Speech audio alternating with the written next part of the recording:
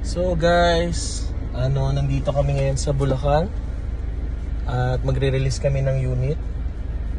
At yung kasama ko, yung anak ko nandun, no? Binubudol yung lolo't lola niya. Sumama. Kasi daw papadaan sila sa PGH. sabi nila, sabay daw sila sa amin kasi pababa daw sila ng PGH. Sabi ko, hindi na ako nag-react. Tapos nung nasa Skyway na kayo, saan nyo gustong bumaba rito?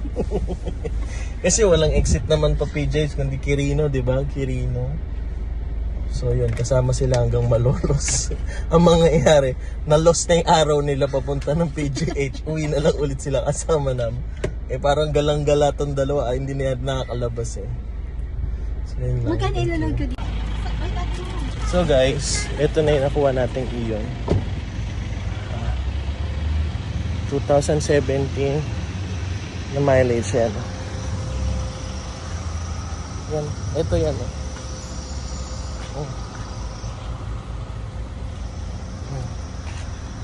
Yan siya. Ayos naman ang loob.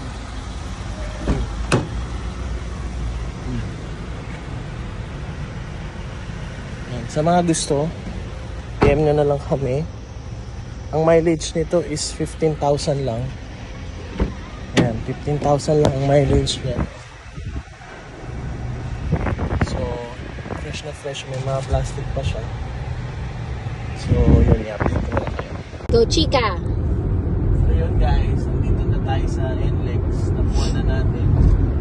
Malolos na pala yung pinuntahan natin. Akala ko malapit lang. So, yun. Okay naman. Nasa expressway kami.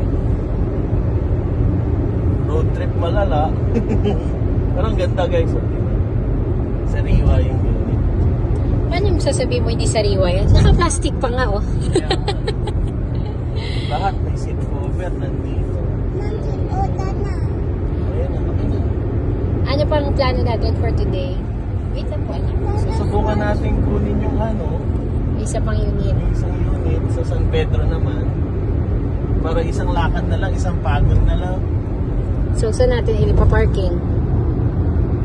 Yun na mami. Ay, ito sa harap namin.